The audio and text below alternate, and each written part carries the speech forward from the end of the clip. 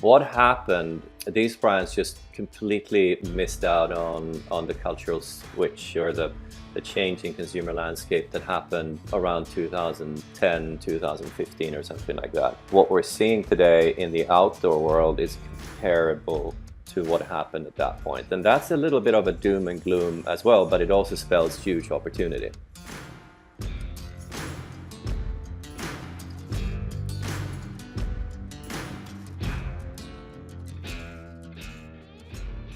Welcome to the Backcountry Marketing Podcast. Today, I'm sitting down with Niclas Bornling. He is an outdoor veteran, been in the industry for 25 plus years. Niclas, you spent, sounds like about 10 years over in France, and you've spent the last 10 years or so here in the US, working for a number of US brands, Salomon, Black Diamond, and a number of others. Niclas, welcome to the show. Thanks, Cole. Exciting. Looking forward to it.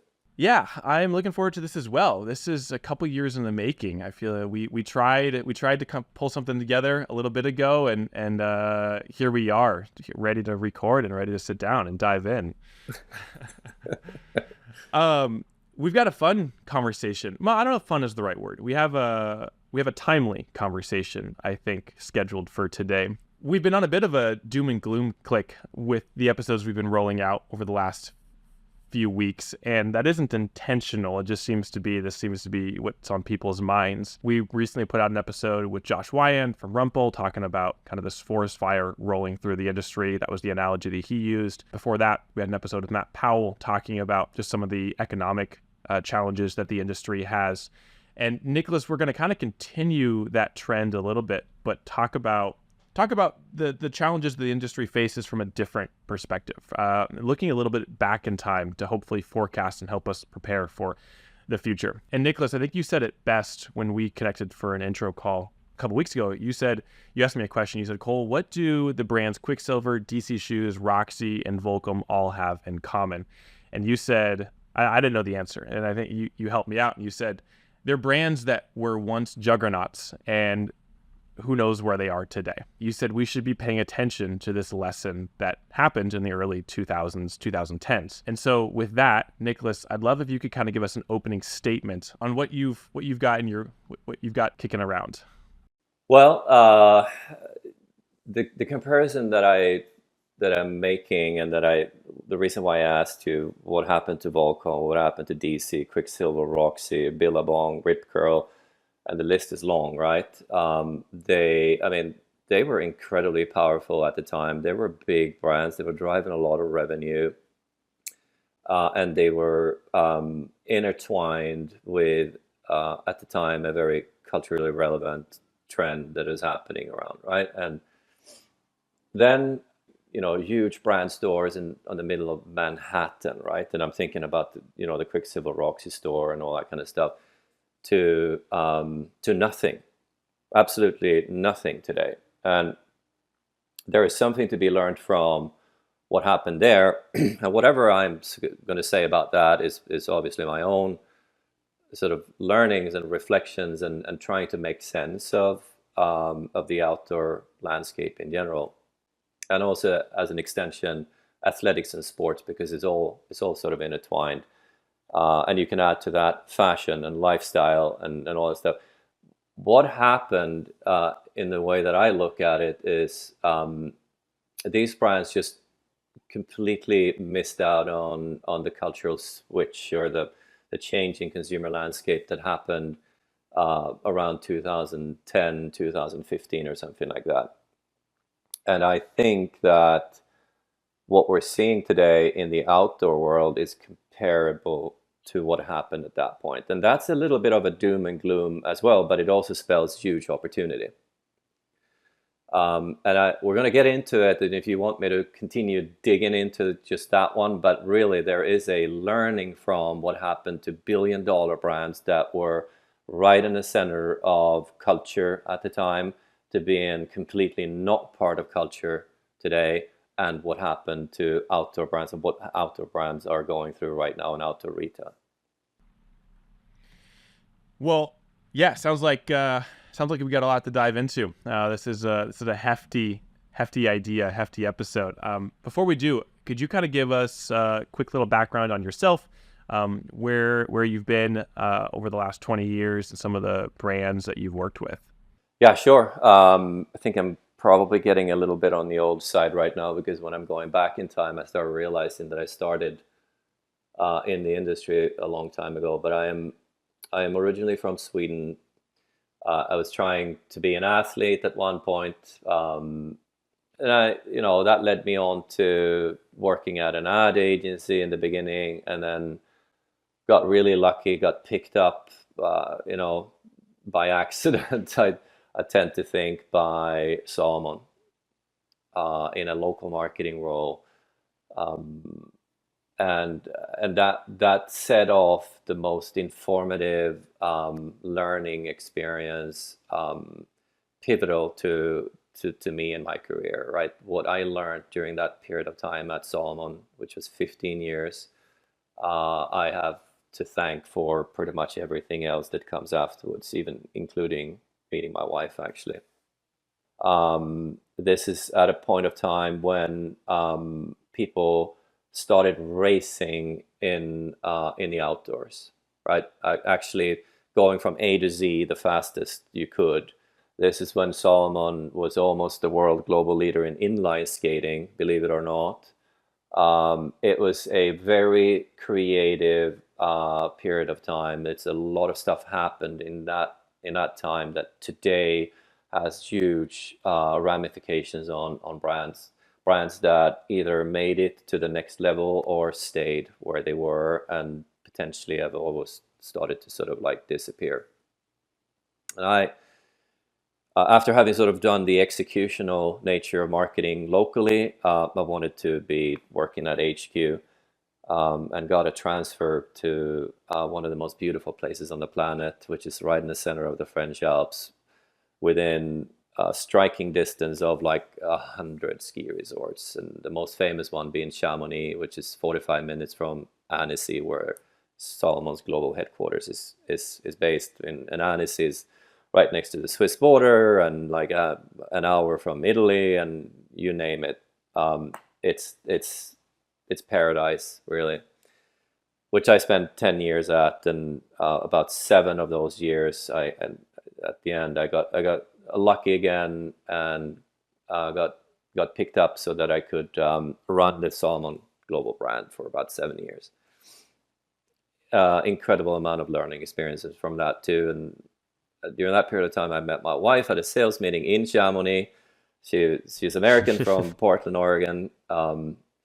And eventually that led us to deciding to move to the US and create a family and all that stuff. And I got recruited by Black Diamond Equipment in Salt Lake City, where I spent 4 years as the VP of marketing.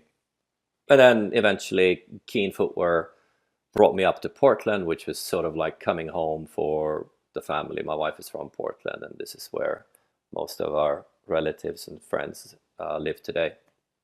But a good place to be if you're in sports and outdoor. I live really almost within walking distance to both Nike and Columbia, and now there isn't an athletic brand or outdoor brand that has an office somewhere in Portland. Hmm. So that's a little bit about my background. Yeah, fascinating.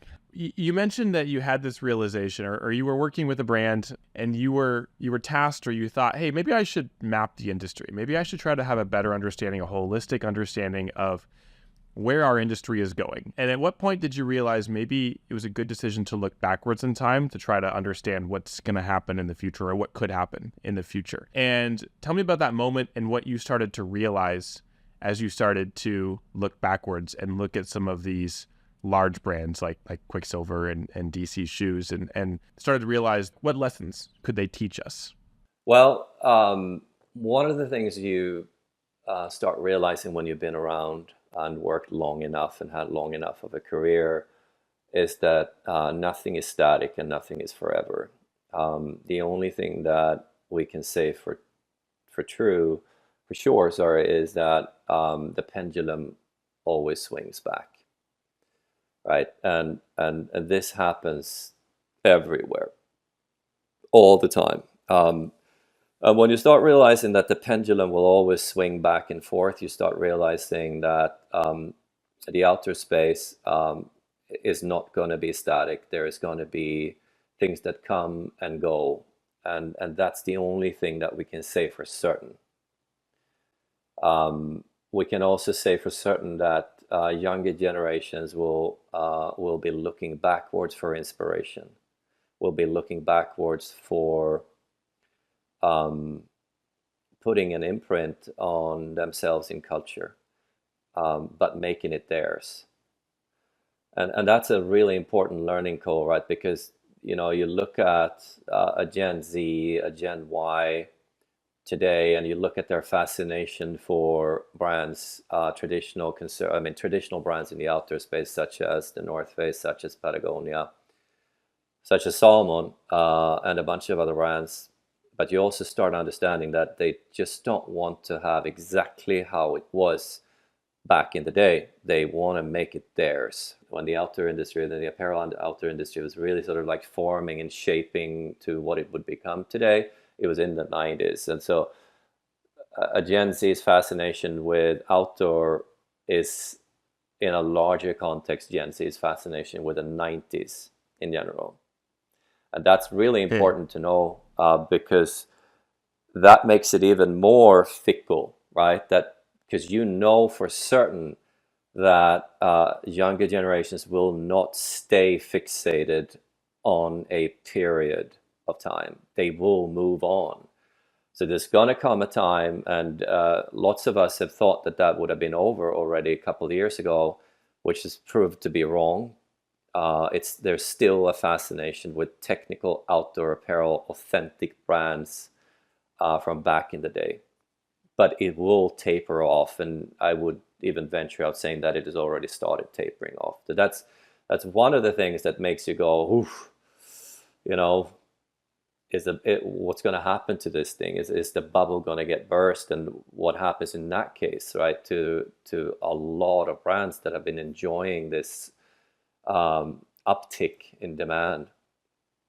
So there's one of the learnings, and as you hear, I will always come back to always come back to understanding the consumer landscape, which belongs to just a very simple, almost generic way of defining a brand's go-to-market, or just marketing and brand and consumer or product plan, which is answering three questions.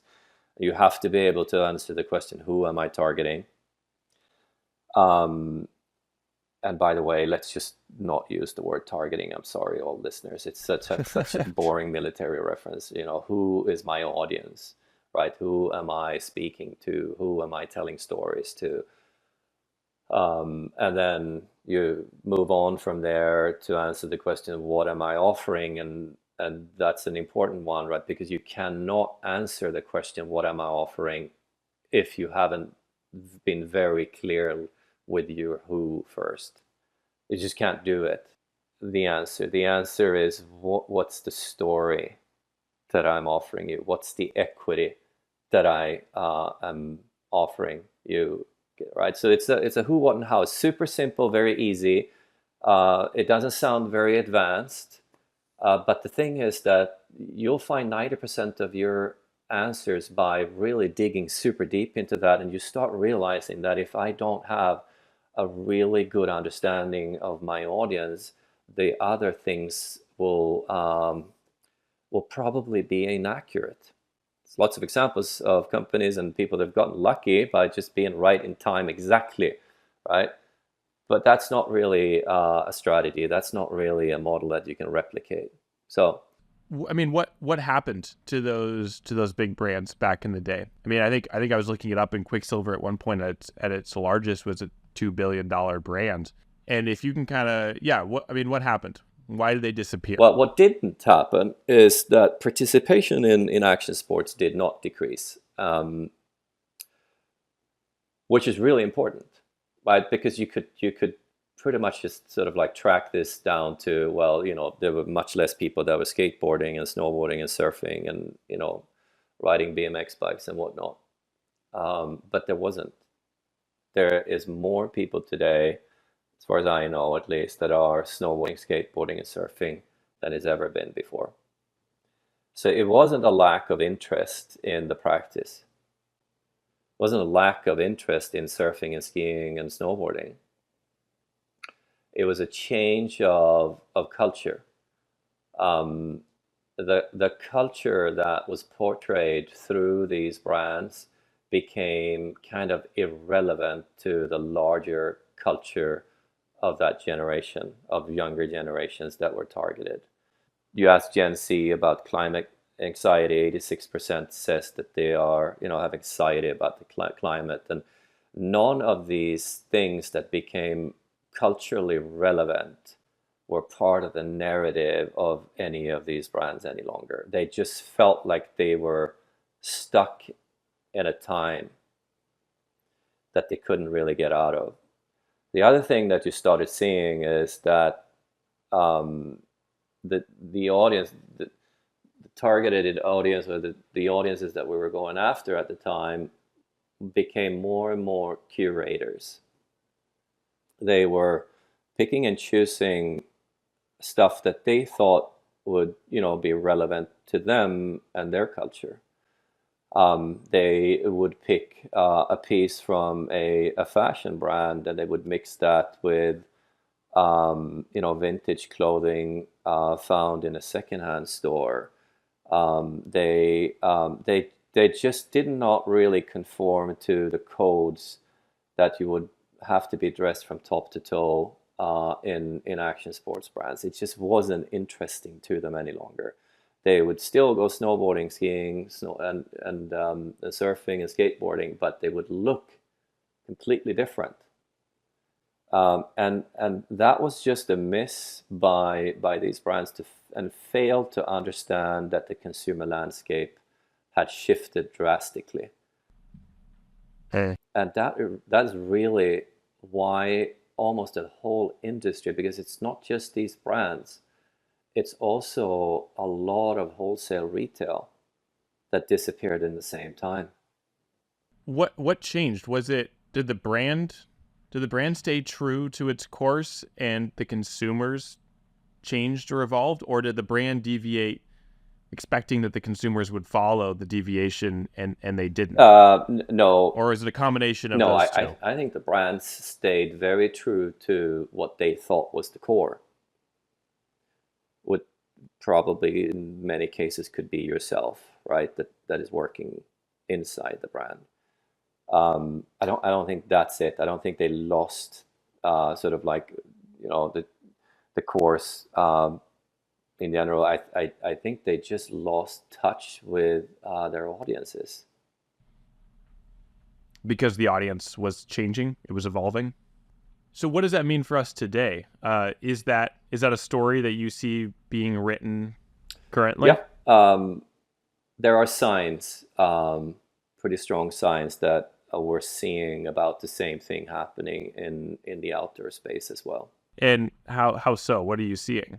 Well, it's enough listening to Matt Powell's podcast that you had on here to understand that there is a lot of the numbers, the financials, the revenue, and the amount of retailers and brands that are out there that are not showing very good signs right now. They're not healthy at all.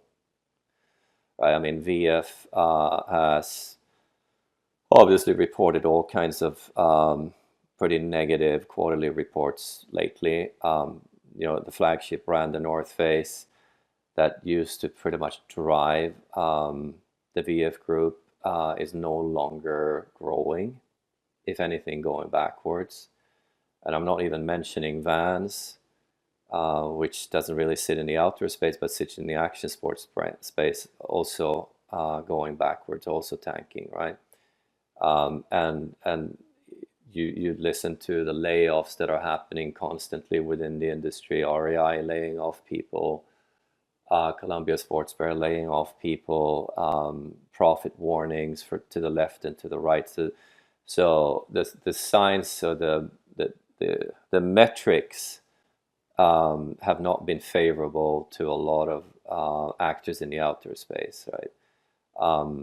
Wholesalers declaring bankruptcy. I hear it every single day. So what's happening, right? What's going on? Yes, there are factual things. We know that the pandemic inflated the business to a level that wasn't realistic, right? That was the only place people could go, right? And rewarding yourself with a pair of new hiking boots or a new jacket or whatever it was a nice thing to do. It inflated demand to a degree that was completely out of proportion.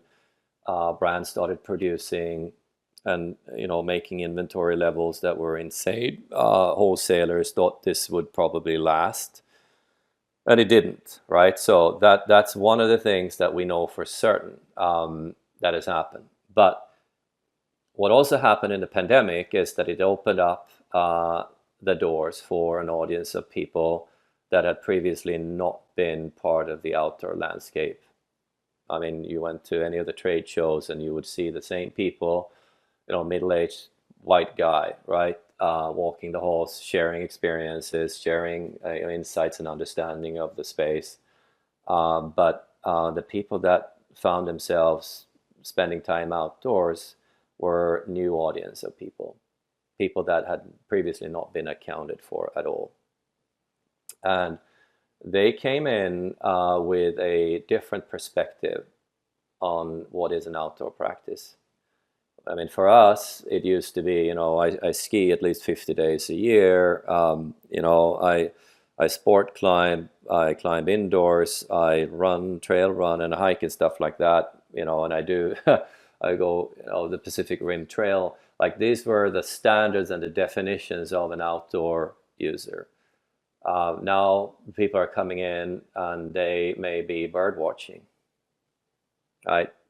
It's become a real practice done by a lot of people that are still not really accounted for in the outdoor space. Just taking a walk with the dog, just being outside in the forest, breathing the air from the trees, were becoming real practice, real things done by a lot of people that the outdoor industry had no idea how to speak to, had Yeah. no idea how to tell stories to, because it just wasn't us, right? It's hard to Uh-huh. relate to. Um, and with the influx of these people, and you combine that with Gorpcore, that opened up the gates for an audience of urban dwelling audiences with very different preferences, with very different cultural references overall. It is now changing the outdoor consumer landscape to a degree that brands and retailers have been unable, to most part, I would say, because there are brands out there that are showing very good signs of really understanding these cultural changes and trends that are going on. But a lot of them, us, I should say, uh, have not. And it is not easy, I can tell you, because you have then brands that have been around for 25, 50 years, right? Spending time with yourself and the people that are part of your community and sharing interest and building community that way, now have to completely shift their mind to, what's an outdoor consumer in an urban landscape? How are they thinking? What are their wants and needs? What are their habits and practices? How are they looking at the world? How do we tell stories to those people when you're not part of it? Not easy. It's actually really tricky. How do we meet Yeah. their wants and needs in terms of product? They're not looking for stuff that they can climb,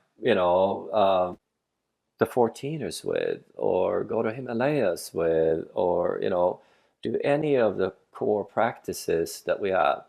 They are looking for apparel and footwear that solves for very different needs and wants. Right. So there is a fundamental change in the consumer landscape out there right now. And combine that with the pendulum always swings, Gorp Core will not stay here forever. Combine that with the after effects of the pandemic, you have pretty much a perfect storm currently. That's the analogy I was drawing before you said it. It seems like it's a perfect storm of variables and of kind of tectonic forces at play. If you had to pick one between the audience landscape changing, the Gorp core trend maybe fizzling out at some point, and then just the general pendulum swing, like which one are they all three equal in terms of their impact, or is there one that feels the most Yeah. potent? Um, I mean, the pendulum always swings, so it'll swing back at one point, right? When, I don't know, but it will. Um, so I would, put that one aside, and I would, if anyone from a brand side and from retail right now is listening, I'm just going to tell you guys that, do not hinge your future on Gorpcore continuing, because they will not. That's for sure. There will be a new look back on something else that will drive things, right? And the 90s cannot last forever. So that's it. Well, I think you said that a lot of brands are seeing massive revenue growth in China and Asia, Gorp core trends in those countries, and that's what's maybe bolstering the revenue numbers for those Yes. brands. And but that that's not going to last forever, right? Maybe not. That's a tricky one for me to answer, honestly, because I'm definitely not a specialist in the Asian markets. I mean, and let's be clear about who we're speaking primarily about China, because the uptick of brands and American, Canadian, European brands that are today growing pretty quickly in China. There are many of them, right? Will it last? Will it not last? Well, I mean, if you think that it's going to last because it's a fashion expression, then that would not be a very good thing to hinge your future on. If you think that the outdoor user base is growing as well and creating a solid foundation for an outdoor brand to build on for the next 25 years, which could be the case, right? I don't think the growth of China can purely be explained that outdoor brands are being positioned as luxury, technical, fashion. I don't think it's that simple. I think there is also an uptick of outdoor practitioners in China. How big that will be, I do not know. Gotcha. So, but I guess back to my original question before I interrupted you. It sounds like the audience change is really the primary force there at play I that think you so, see. yeah. I think so, and I think it's probably the only one. I mean, if you want to be looking at positively, having a positive outlook on the future, that's the one piece that you can do something about. Right. You can figure out who those Yes, people are. and you can start telling stories that are relevant to them. You can start offering solutions that are relevant to them. That can be done. How long, if you had to just if you had to guess, or if you have any science around this, like how long does it take for an audience landscape to shift? Like how long did it take for the audience to change for those Quicksilver and other brands? Like was that a 10-year shift, 5 years? Is that a repeatable cycle that we can count on? Yeah, Is that a yeah, generational thing? I think so. I mean, I think skateboarding is probably one of the best sort of like isolated spaces and practices to look at in general, and it seems like skateboarding has been following this 7-year rule over time. That it's sort of like it takes about 7 years for it to sort of simmer and go back to the core, and then for about 7 years it'll start affecting and influencing the mass and much bigger audiences, and then it'll about 7 years. So I don't know if that exact same time period will, be transferable to other spaces overall. But I don't think you don't talk less than 5, that's for sure. I don't think you talk more than 10 either. So there you go, somewhere right in the middle. About 7 years for the pendulum to swing. Hmm.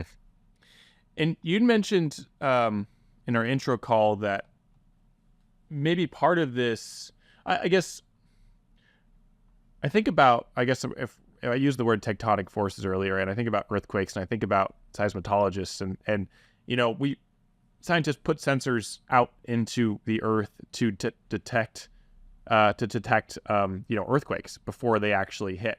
And I'm curious, like, what are ways that we can be predicting what is changing? What are ways that we can be listening better as an industry? What are tools that you see working or could be used to predict where these things are going? I mean, it sounds like a lot of this stuff you just have to kind of have a front row seat in culture and be listening and be observing. But are there metrics, or are there things that we can be using? Are there sensors, quote unquote, that we can be using to track this stuff rather than just relying on a gut feel?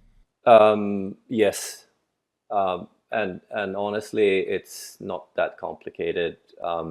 And I'm not going to say, you gotta be paying for the best consumer insights reports that exist and stuff like that.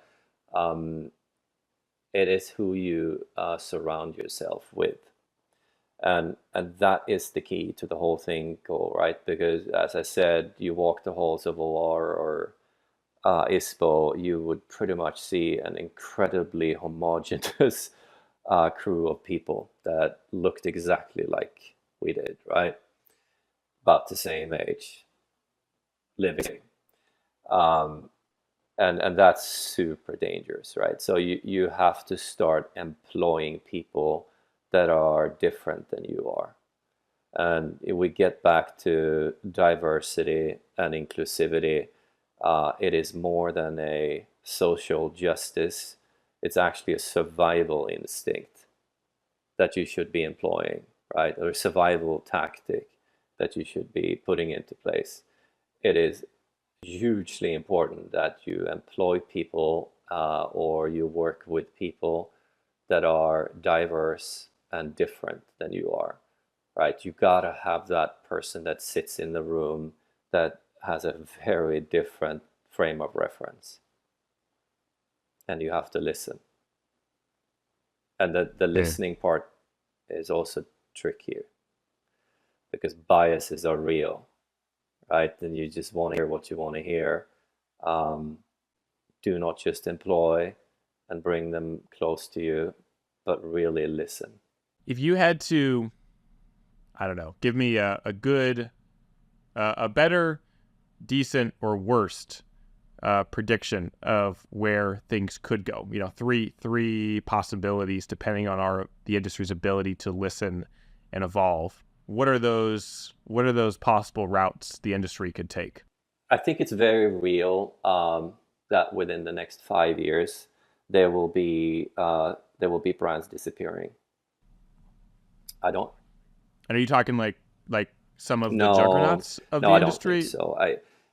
The juggernauts will, have enough finances, resources to shift and swing and learn, and they are probably surrounding themselves right now with people that are looking at the world very differently. I don't think so. I think we're talking about mid-size brands, mid-size, specifically mid-size. I'm actually less concerned about smaller ones. I think smaller ones can pivot quicker and adjust. And I think smaller ones are younger in general, and young is good when it comes to this. I think the mid-sized ones, the ones that are sort of like I don't know, 50 to 150 million dollars, are the ones that are mostly in danger currently. Yeah. And that is not just brands in the sense that it's a producer of goods. It's also retail um, that is on the line here, right? So that it's a very real possibility that we'll see quite a few of the actors falling off as we move on here in the next 2 to 3, 4 years or something like that. And I think that it may have already happened faster if it wasn't for the uptick of revenue generated from China. I think that has probably saved quite a few of them. I think there's a bunch of smart people in this industry that knows exactly what we're talking about right now, Cole, that have understood this for quite some time, that are building an infrastructure, an internal organization that is already there, that is already answering to a bunch of these things. I know personally that there's some very good people out there that knows exactly what to do. I think that if you look at a classical outdoor apparel brand, and you look at sort of the offering, and you look at the stories that are being told, traditionally it's going to be 80% or whatever, technical apparel solving for a specific need, right? Whatever that be, skiing, backcountry skiing, frontside skiing, climbing, mountaineering, hiking, etc. The solving for these issues has been about 80% of the offer, and hence 80% of the stories that are being put out there, right? I think the future looks different than that. And by the way, I forgot to mention that the other 20% has probably been referred to as lifestyle. Yeah. That will no longer be a recipe for success in the future. If anything, and you want to be drastic, it may even flip to 80% solving for practices that are non-core for a functional life in general.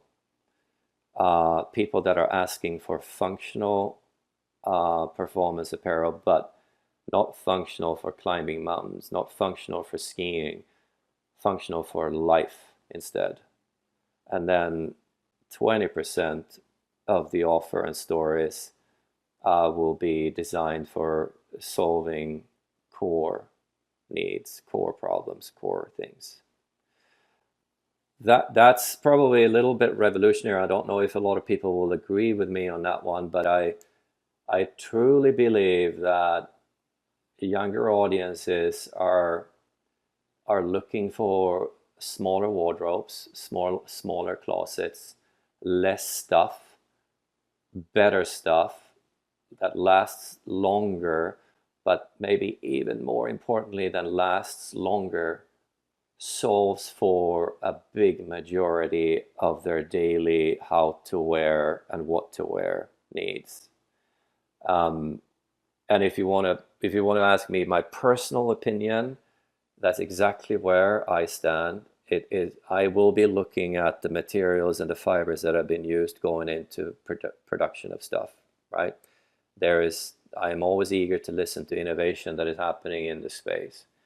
But if you ask me what can I do right now to limit the harmful and negative effects on our planet, it is to have a smaller closet that is much more productive, right? I have less stuff, but the stuff that I have, I can wear on an everyday basis, and also doing my outdoor stuff at the same time. So back in the Quicksilver days, 2010s, users were changing their wardrobes. They were changing what brands they wanted to represent, what they wanted to wear. You mentioned that people were going to thrift stores and piecing together wardrobes rather than representing one brand entirely in their daily life. Is there a point though where we're already here, like where it's no longer, I don't want to use the word fashionable, but it's no longer the taste of the audience to represent a brand? Is there a point where we don't want to have a logo slapped on our chest? We want something that's nondescript or doesn't have a logo, or because we don't, I think you mentioned earlier, like, everyone wants to be unique. There seems to be this trend that you don't want to conform. And in some ways, some brands are like anti-conformist, they're anti-establishment. And so that draws people ironically to them as an establishment. But is there a point where we don't wear a brand because we don't want to be part of a culture? We want to be our own authentic, independent selves. If that's a trend that continues or takes stronger root, like, how do brands adapt? Do they start hiding logos? What's the recipe for success there? I think what you're saying is super interesting, goal, and I've thought about that a bunch too. I mean, the 90s was all about big freaking logos, right? Colorful, in your face, very expressive. The codes were super expressive, and hence brands that were living like that, were looking like that, have been picked up back again and come to forefront. Now, I honestly don't think that will last, and I think we've already started to see that it's becoming less and less relevant to be wearing big logos right in your face. I think individuality is being expressed slightly differently than having a big logo that is shining in your face. I used to work for a beautiful brand company called Houdini Sportswear for a few years, and we had this debate constantly because Houdini, you can barely see the logos on the garment. They're tone in tone, they're small, they're sitting in places where it's not like, left chest and right shoulder. There would be the people that said, we just need to make the logos more prevalent, right? In your face, not tone in tone, sitting bigger, etc. And there was a pushback from within the company that said, no, we don't want to do that because we don't think that that's our audience. We don't think it's the future either. And I've left the company, still remain an incredibly huge fan of it, but I am pretty sure that actually the people that were driving that point of view were correct. I don't think the future, and I'm not saying the indefinite future, but the next 10 years is going to be about big logos. I think it's going to be, less in your face, just in general, more about yourself. And it's definitely not going to be the one brand uniform. It's going to be much more curated. I'll pick a piece from this brand, but then I'm going to pick a piece from a brand that it doesn't even belong in this space, right? Because I'm going to show that I'm different. I will not conform, right? And I love that. I mean, younger generations, the rebellious attitude is just amazing. I wish I still had more of that left in me, but as long, you go a little older, you sort of like, you soften up the edges a little bit as you go. But I'm 100% sure that is going to be a trend goal. So what do you do? Well, you understand and you put your own, point of view on what that means for your brand, right? You're not going to rewrite the purpose of existence of your brand every time a trend changes, right? But you can show by adjusting course a bit or launching a range of product that is slightly different and so on and so forth. So yeah, there's definitely ways of meeting that, and it will all stem from you really understanding the audiences that you have to speak to. Well, and I guess that comes back to your 3 points, which is, understand your audience, know what you're offering them, and then find a way to tell them a story. Those are your 3 points, right? Did I get those right? Sounds simple, doesn't it, Cole? Yeah, sounds real simple. But I think that's like the moral of the story with every episode I think we do on this show. Everything sounds simple in theory, and obviously execution and practice is significantly more difficult than the words, the theory behind it all. Where does this put us in terms of us the It industry puts us moving. right back to the one thing that will not go away, and it's to tell stories that are meaningful, that are relevant, because at the end, it's what we do. We either tell good stories, we tell bad stories, and with bad I mean stories that aren't relevant, or we do not tell stories. And I think there are ways in today's digital landscape to downplay uh, the need of telling stories a little bit.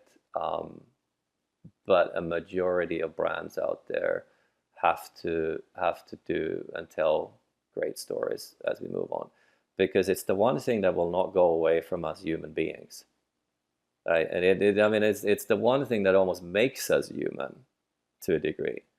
Um, and the story isn't something, or brand storytelling, which is something that I don't really. It should, I mean, it should not sit within the marketing department. It's not owned by the marketing department. It's a company-wide thing. Um, you know, every node that has any kind of visibility to the outside world is part of your story. How your human resource HR people interact with employees or hiring a new person is a huge component. Your customer service people, how they interact with the world. Um, every single component, your sales teams, be that wholesale sales teams or e-commerce sales teams, or stuff. Everything is a story, right? And if you remember, Cole, the definition of a brand is basically the sum of the stories that people remember about you. So in a sense, you don't even own your own brand, right? The brand is owned by the people Yeah. that is part of your community that you speak to overall. And all that we're trying to do is to nudge them in a certain direction so that they start thinking about you in the way that we would like them to think about us. So I will never, ever budge from my core belief that crafting and telling culturally relevant stories that are powerful is the essence of what we do. When you can prove that you can connect, and you have a book, right? And the book has a title, which is pretty much the foundation for your storytelling of your company and your brand. And then it has chapters, but the chapter is indefinite amount of chapters. And every time we interact, we open a book to a new chapter. And we continue doing that over and over again. And you also know that really what made us the dominant species of this planet was our capacity and capability of organizing ourselves and transferring knowledge between ourselves so that we can organize ourselves in big groups, was our capability of telling stories. It is how we have transferred knowledge since day one. And we will Yeah. continue doing so. It will never go away, in my opinion. The day that goes away, I don't even want to be around any longer, right? Now, so that means when you know the stories that connect with your audience, is the day to start amplifying hard. But I would not suggest that anybody Yeah. amplifies until you've gotten to a point that you know that you have a story and a concept overall that connects to a very specific audience. And the more narrow and the more niche that audience is, the better it is. Because mass will always look in to the smaller niches, the smaller cultures, and be interested and try to figure out what's going on there, right? And want to be part of it. So don't be afraid. Don't be afraid to address the few. It makes it intriguing and Hey. powerful and interesting. And then you push the amplification buttons, right? That's in your how. I love what you said there. And so this is something that I think about a lot, and something I've talked a little bit about, but I've been developing this idea when it comes to storytelling and the ability that stories have. And I guess I'll run this by you, but you mentioned, tell a story to a very specific audience.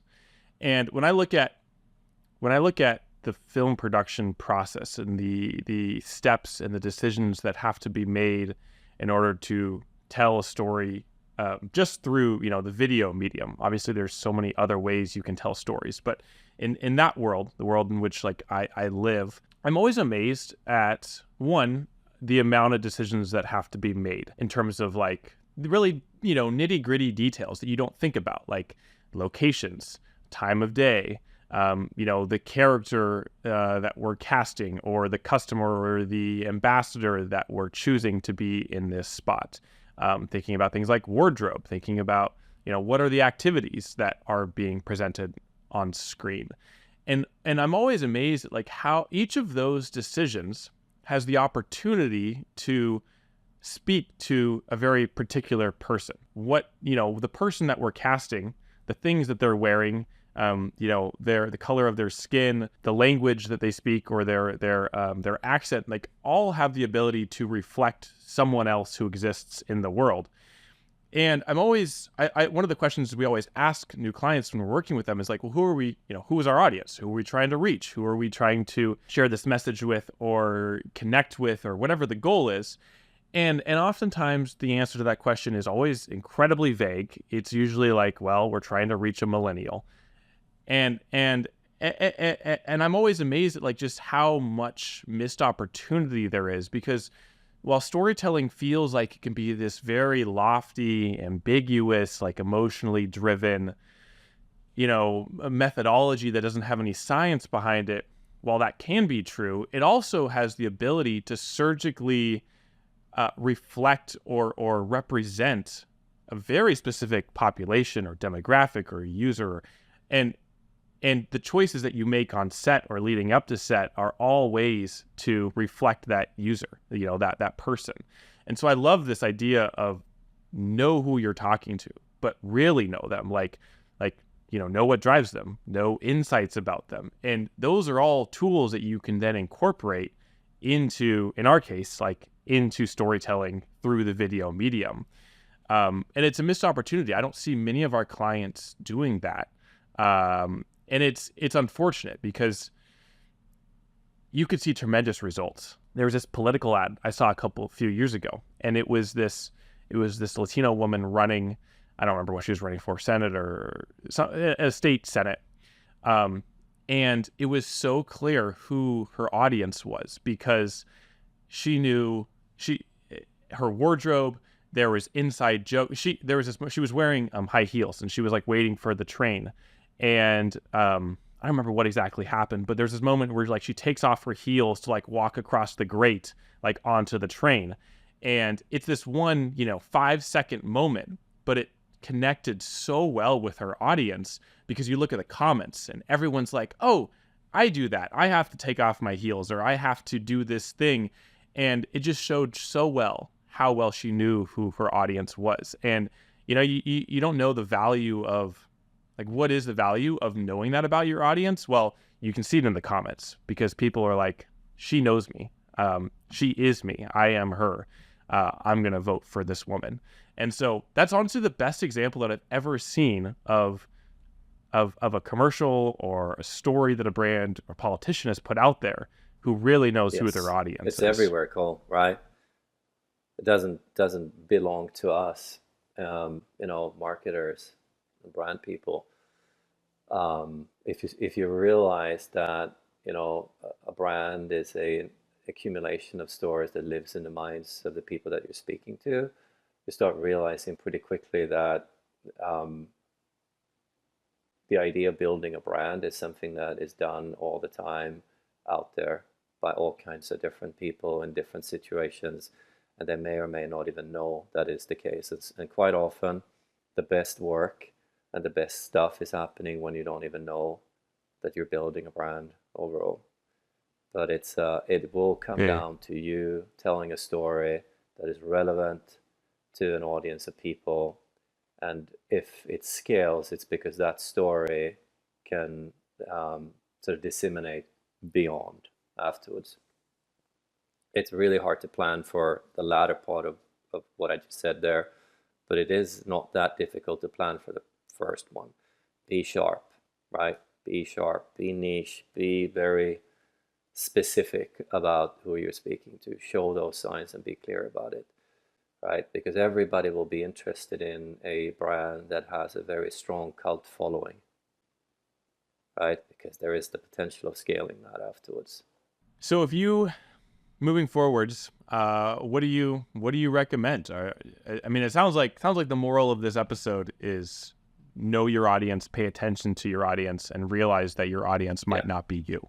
Yes, I mean, at the end of the day, that summarizes what we do, and the warning to us that has worked in the outdoor industry is that the world has changed. It has changed because of a lot of different things that has happened in larger culture. It's not just economical aspects that are affecting us today, but it has affected and changed the way that younger generations are thinking, and how they're going to be thinking in the future. The pandemic was not just a virus. It was much more than that, right? It has changed us, for generations to come. The way that we're looking at life, at recreation, at home, at work, at family, all of those things were affected by the pandemic. The war in Ukraine has had an enormous effect on the European countries, and to an extent the US, but not as much. We are a little further away, right? But in Europe, it's right next to you. I mean, I'm from Sweden. We are basically practically bordering Russia, right? So it's there. The Baltic Ocean, Baltic Sea is just one step away from the war, and that affects how people think about the future, right? So things have changed, and it is a new reality that we're living in, and that will affect the way that we tell stories and listen to stories overall. It will obviously affect how we make purchase decisions. There's no question about it, but those are rational things at the end of the day, and people don't make rational decisions when it comes to buying outdoor gear. We make emotional decisions. We will let our heart and our gut guide us in the purchase decision. And when that decision is done and you're wearing the thing that you bought, now you will rationalize your decision to the people around you. The world has changed forever, but we keep making emotional decisions. So that's stable. Yeah. Listen to the emotions, and realize that what you're feeling might not be what others are feeling. I mentioned this before we started to record, but there's this quote. I can't remember who said it. It was some president, but he said, "Where you sit determines where you stand." And everyone has a different seat. Even though, Niclas, you and I might be sitting next to each other in fairly adjacent seats in the same row, we each have our own different perspective, and that influences how we see the world and how we interact with it. And it's a complicated world. Everyone is complicated and multi-layered and multifaceted. Yes, so much. And it's what makes it interesting, right? It's fun. Yeah. I think that the best marketers, the best brand builders are in general the people that are the most tuned in to other people. So, I remember when I was at Salmon in France. France has this amazing program during your college years. You have to do a year and a half of internship. it's long, right? So you can divide it, and you will divide it into two pieces. But most students will spend a year inside a company. During a year, you will become much more than an intern. You'll become part of the company, and you will be regarded as a normal employee after a while. But towards sort of the latter end of that period of time, I sometimes had intern students that would come to me and said, "Okay, what do you think I should study?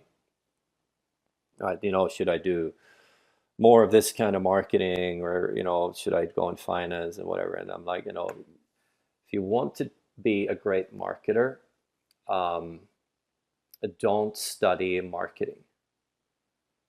Right? Whatever you do, don't do that, because the sort of the playbook of marketing is evolving pretty much every single day, right? And the playbook of marketing will be different from one company to another company anyway. So you're going to learn the playbook in the company that you get to, and then you're going to be very tuned into the ever evolving sort of tactics and practices of marketing and the digital landscape, et cetera, et cetera. Right? That you have to be. But if you want to be a great marketer, you go back to university and you study human behavior. Right? You study history. You understand and learn about Greek mythology. The Greeks got it right?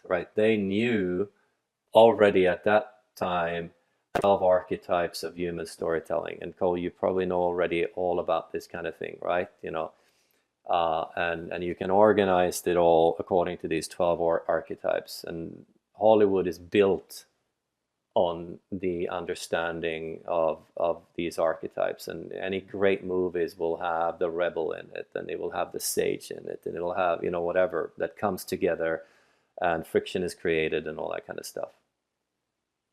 Learn that. Learn art, right? Learn philosophy, learn psychology, learn all of those arts, because that is a foundation for you to be a great marketer, because that will give you a platform to understand, analyze how people are thinking. It's all what we do, right? Yeah.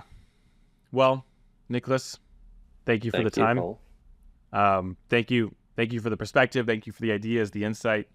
And also just, I know you put this disclaimer out there before we actually sat down and recorded, but this episode, these ideas are yours. This doesn't mean that everything we've discussed isn't true or is true. There's obviously nuance with everything. And so, yeah, I just want to thank you for coming on the show and sharing some of your ideas.